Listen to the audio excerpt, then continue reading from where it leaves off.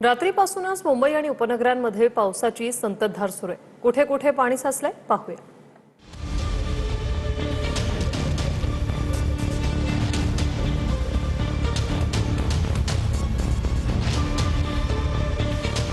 मुंबई आणि उपनगरमध्ये पावसाची संततधार सुरू आहे। सायनच्या किंग सर्कल तसेच दादर पूर्व स्टेशन परिसरामध्ये पाणी साचलं होतं। किंग सर्कलमध्ये पाणी साचल्याने रस्त्यात मध्येच बस बंद पडली होती। इथे दुचाकी तसेच कारही बंद पडल्याचं चित्र पाहायला मिळालं।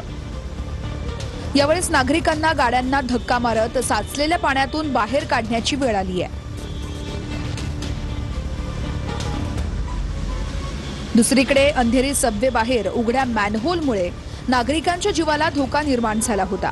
हे वृत्त प्रसारित झाल्यानंतर मॅनहोल भोवती प्रशासनानं तिथं बॅरिकेडिंग केलं। दुसरीकडे दादर पूर्व इथं स्वामीनारायण मंदिर परिसरात देखील पाणी साचलं होतं।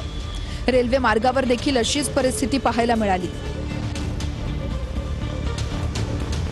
सकाळी दादर रेल्वे रुळावरती पाणी आलं होतं। यामुळे लोकल वाहतूक काही काळ धीम्या गतीने सुरू होती।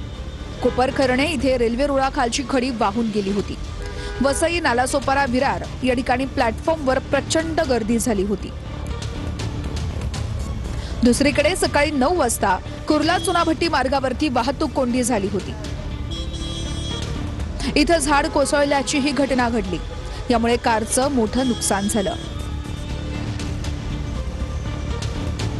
ठाण्यातही झाड कोसळल्याच्या 2 घटना घडल्या। ठाणे पालिकेच्या परिसरामध्ये झाड एका हॉटेलवर कोसळलं। सुदैवाने या ठिकाणी कोणतीही जीवितहानी झाली नाहीये।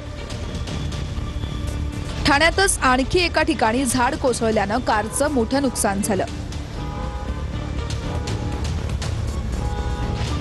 रात्रभर सुरू असलेल्या पावसामुळे कुर्ला, साकीनाका, अंधेरी सबवेमध्ये देखील पाणी साचलं होतं।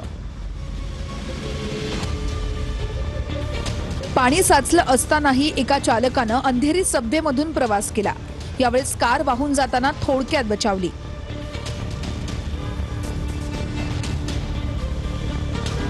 पाणी साचल्यामुळे काही काळ अंधेरी सबवे वाहतुकीसाठी बंद करण्यात आला होता।